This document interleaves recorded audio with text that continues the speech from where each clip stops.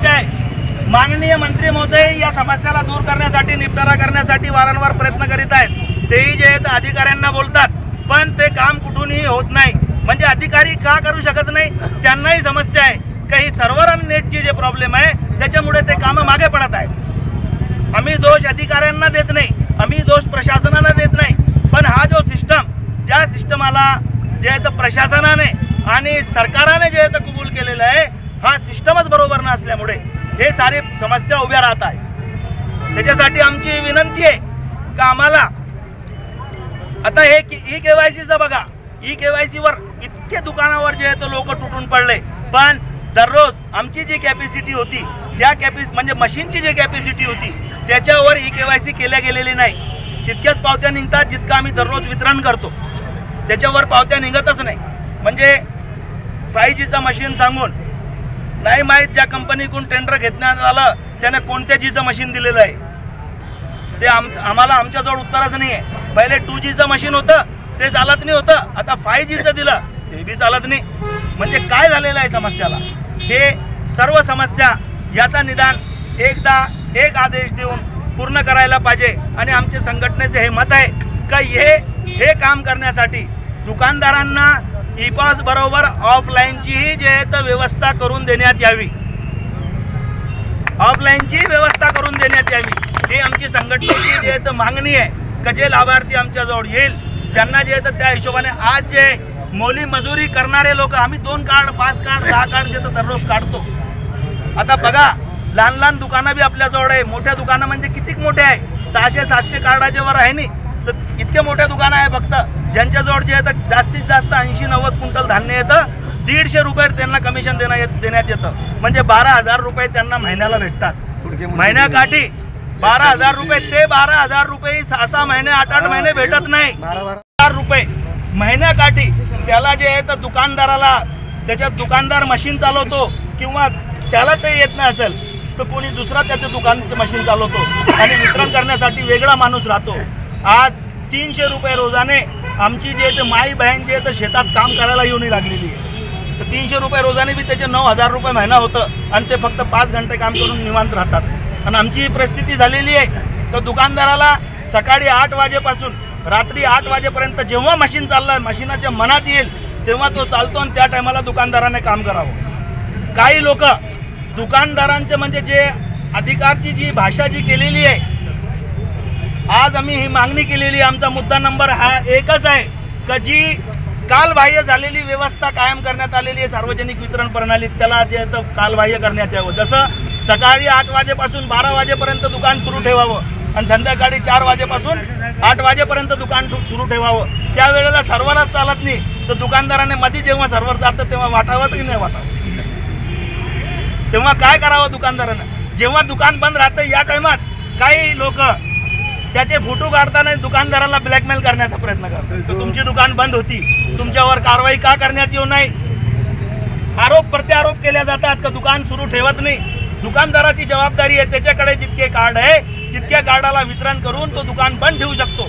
म्हणजे तितकेच दुकानाला त्याला तितक्याच कार्डाला वाट नाही। सार्वजनिक वितरण प्रणालीत जो येईल तो घेऊन जाईल अशी परिस्थिती नाही आहे। आम्हाला जितकं धान्य दिलं जातं ते लिमिटेड लोकांसाठी दिलं जातं, त्याच लोकांना आम्हाला वाटायची जबाबदारी आहे। त्याच्या व्यतिरिक्त दुसऱ्या गावातले लोक जे तक्रारी करतात आणि काहीतरी लोकशाही असल्यामुळे काहीतरी नवीन काम जे दुकानदारामध्ये लावतात त्याच्यामुळे, आणि हे मशीनाची जी परिस्थिती झालेली आहे का हे बी बरोबर चालत नाही। फोनवर आम्ही काही बोललो, आम्ही बी माणूस आहोत दुकानदार, काही बोललो तर त्याची रेकॉर्डिंग करून मग सांगलं जातं। दुकानदार जे आहे तर धमकी देतात, दुकानदार बळजबरी करतात, दुकानदार मारतात, धोडतात। मित्रहो, आज आपण जे एक माणूस आहोत आणि सर्वांना हीच विनंती आहे का हे माणूस असल्यामुळे सर्वांना जे आहे तर राग बी येतं आणि सर्वांना जे आहे तर समानता बी येतं एक दुसऱ्याला। हो, म्हणून त्यांनी याला जे आहे तर होकार दिला आणि याच्यामध्ये त्यांनी भाग घेतला। आज आमचे दुकानदार आपल्या मशिनी घेऊन माननीय तहसीलदार साहेब यांच्या दारासमोर उभे आहेत की यांनी जे आहे तर आमच्या मशिनी स्वीकारून ह्या मशीनाच्या कटकटमधून आम्हाला दुकानदारांना मुक्तता द्यावी आणि ऑफलाईन वाटपाची आम्हाला परवानगी द्यावी। ऑफलाईन वाटपाची परवानगी ऑफलाईन वाटपाची परवानगी, ऑफलाईन वाटप झालेले धान्य ऑनलाईन करण्याची बळजबरी नाही केली पाहिजे. ऑफलाईन वाटप झालेले धान्य ऑनलाईन करण्याची बळजबरी हे पाहिजे ना त्याच्यात का नाही पाहिजे. ऑनलाईन कोण करू. गेल्या बारीला ते आनंदाचा शिधा वाटप करायला लागला ऑफलाईन आणि त्याच्यानंतर मशिनीवर दुकानदार 2-2 वाजेवर लोक तिथे बसले त्या काळात. माननीय तहसीलदार साहेब आहे आणि जे डिपार्टमेंट आहे त्यांचे सर्वांचे धन्यवाद देतो का गेल्या महिन्यात आमच्या मागणीप्रमाणे 100% त्यांनी धान्य दिलेलं आहे. पण मशीनाची समस्या आल्यामुळे जे लोकांचे कार्ड ऑनलाईन आहे त्यांना आम्ही 100% आतापर्यंतही देऊ शकलो नाही. आणि मशीनचं प्रॉब्लेम बरोबर EKYCचा जो काम आमच्या माथी मारण्यात आलेला आहे ज्याच्यामुळे आमच्या मशीनी चालत नाही. जे मी याचा ऑब्झर्व केला आणि हे पाहिलं का या आमचे जे आहे तर जे थंब आम्ही घेतो जी क्षमता आहे मशीनची म्हणजे वेगवेगळ्या क्षमता आहे मशीनचे. कोणाचे मशीन 250 थंब घेतात, कोणाचे मशीन 100 थंब घेतात, वेगवेगळे घेतात. पण मी माझी जी कॅपॅसिटी पाहिली माझ्या मशीनाची तर जेव्हा ते पहिल्यापासून जितकं चालत होतं तितकंच चालतं पण ते थंबच तितकं घेतं. त्याच्यात तुम्ही EKYC करा किंवा मग त्याच्यातून धान्य काढा. तर माझी ही विनंती आहे की EKYCचा काम प्रशासनाने जे तर बाहेर द्यावं. आम्ही आमच्याकडे EKYCचं काम ठेवू नये. जसे दुसऱ्या योजनांचे काम EKYCचे बाहेर होत आहेत तसे हे काम जे तर बाहेर करण्यात यावे किंवा हे काम कधी आमच्या मार्फत करणं आहे तर आमच्या मोबाईलवर त्याचा सिस्टम द्यावं आणि त्याच्यासाठी जे आम्ही 1-2 मुलं लावू त्यांना त्याचा मेहनताना द्यावा. जसे बाहेर त्यांना मेहनताना देण्यात येतं कमीत कमी जे येतं बाहेर जे येतं एक EKYC करायला 100 रुपये, 150 रुपये, 200 रुपये घेत आहेत. तर आम्ही हे सांगतो आमची राज्य संघटनेने हे सांगितलं आहे का आम्हाला कधी 50 रुपये EKYC प्रमाणे शासनाने पैसे दिले तर आम्ही हे सर्व EKYC जे तर करू घरोघरी जाऊन करून घेऊ. पण त्यांनी 50 रुपये आम्हाला द्यायला जे बी काही समस्या आहे आम्ही कळू शकतो. हे तांत्रिक अडचण आहे. तांत्रिक अडचणीमुळे आम्ही वरती कळवतो. आणि हे जे KYCचे तुमचं काय म्हणणं आहे तुमच्या निवेदनमध्ये जर लेखी दिलेलं असेल ते पण त्यांना आम्ही निवेदनामध्ये 11 कलमी कार्यक्रम ठेवलेला आहे सर आपल्यासमोर पुरं ज्याच्यामध्ये आमचे जे आहे कमिशन वाढचा बी मुद्दा आहे. म्हणजे आमचे दुकानदार काही दुकानदार जे आहे जसं आता फॉर एक्झाम्पल मी म्हणतो गोडसे मामा तुमचे किती धान्य आहे तुमचं किती आहे तुम्हाला सांगा घ्यायची बाईक घ्या. 32 क्विंटल धान्य आहे. 150 रुपयाप्रमाणे या माणसाला जे 4,800 रुपये येतात महिन्याचे. 4,800 रुपयात महिनाभर याला दुकान चालवणं आहे आणि आज सर्व्हरनी चालू आहे तो कोणत्या बी टायमापर्यंत तर त्याला तितका टाइम जे येतं ते काम करणं आहे. म्हणजे ही समस्या आहे. तर आम्ही याची मागणी केलेली आहे का दुकानदाराला जे परमनंट 30,000 रुपये महिना देण्यात यावा किंवा जे आहे तर कमिशनमध्ये जे आहे तर डबल वाढ करण्यात यावी. म्हणजे 300 रुपये कमिशन जे आहे तर क्विंटलप्रमाणे देण्यात यावे. आणि हे रखरखावचं जे आहे म्हणजे जे बाकी खर्च येतं त्यासाठी प्रत्येक दुकानदाराला दुकान बघून त्याची कॅपॅसिटी बघून 2,000 रुपयापासून 5,000 रुपयापर्यंत ॲडिशनल जे आहे तर पैसे देण्यात यावे.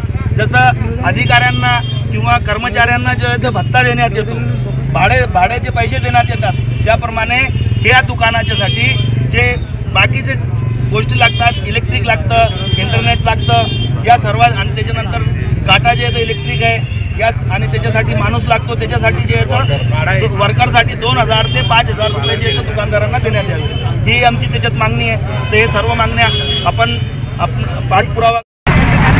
आप देख रहे हैं लोकशाही न्यूज़ प्रतिनिधि शेख अब्रार के साथ में सिल्लोड शहर में अन्नाबाद सटेज चौक के ऊपर मौजूद हूँ. आप देख सकते हैं यहाँ पे जो तो आज जो तो काफ़ी लोग यहाँ पे जमा हुए हैं राशन दुकानदार. आइए उनसे जानते हैं हम उनका नाम. पहले आपका नाम बोलिए. मैं संजय पाटिल रहमाबाद राशन दुकानदार संगठना सदस्य हूँ. और हमारा जो 4 साल से मांगने चालू थी कि नया मशीन दो, 4G मशीन दो, 5G मशीन दो. ये चल रहा न कुछ नया मशीन आएगा तो उससे न कुछ तो हाल निकलेगा और न जो हमारे खेती वाले लोग वो परेशान से निकलेंगे. हमारा कस्टमर खुश रहेंगे. हमारे पे कम टाइम में ज़्यादा ग्राहक निकलेंगे. वो हिसाब से हमें मशीन मंगवाया था. पर ऐसा हुआ उसमें हमारा निकला कुछ बताया कुछ शासन ने और निकला कुछ. उसके अंदर आज हमारे पे तो बताया कि 15 दिन से सरोड़ तो एक फिलहाल सभी बंद है पूरा महाराष्ट्र में. और अभी जो काम कुछ तो भी नया लाने चाहते थे पर ऐसा कुछ भी नहीं हुआ. और इतने परेशान है दुकानदार. हमारे को असल में ग्राहक इतने गालियाँ दे रहे हैं कि तुम बंद करते, तुम खुद बोलते, ऐसा करते.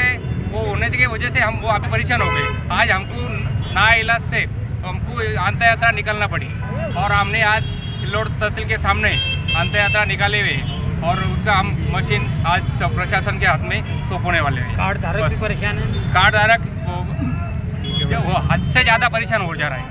मशीनें जमा करने के बाद में भी अगर से शासन आप पे दखल अंदाजी नहीं लेता है तो उसके वजह से हमको धरने आंदोलन करना पड़ेगा। धरने आंदोलन करना पड़ेगा या उपोषण को बैठना पड़ेगा, क्योंकि पब्लिक जो है तो आपको दोषी ठहराती है। हमको दोषी कौन से भी चीज़ में हो तो पब्लिक दुकानदार को टारगेट करती, कभी भी उनको असल में कुछ तो बात टेक्निकल NIC का प्रॉब्लम है, वो प्रॉब्लम है, उनको कोई समझता नहीं है। कुछ जो समझने वाले को समझता है, बाकी कोई लोग को समझता नहीं। तो वो हिसाब से हम न्यायालय से वो हिसाब से करने वाले आंदोलन के जमा करके देने वाले ना हमको ऑफलाइन बांटने की परमिशन दी। संघटना तालुका आमच्या मशीनची फार समस्या आहे। सिल्लोड तालुक्यामध्ये आम्ही जेव्हा सर्व्हर डाऊन होऊन जातो तेव्हा आम्ही त्याला सांगितलं निवेदन दिले, तहसीलला निवेदन केले, आमचं शासन दखल घेत नाही।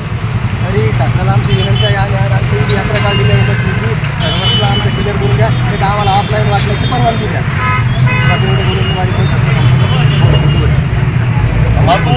हमारे को जो है राशन दुकानदार एजेंडा सैयद अकबर और 15 दिन से परेशानी है मशीनों की। और ये मशीनों का मसला ऐसा है कि कभी भी सर्वर डाउन होता, 2-5 मिनट मशीन चलती और बंद हो जाती।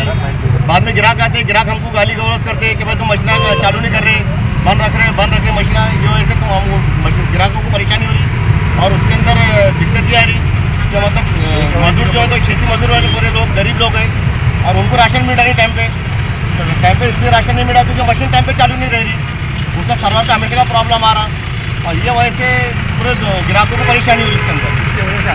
इसकी वजह से आज हमने अंतिम यात्रा निकाले मशीनों को और मशीन तहसील में जमा करना हमने आंदोलन निकाले, धरना आंदोलन निकाले भाई। और ये मशीन हम सिल्लोड तहसील में जमा करने वाले।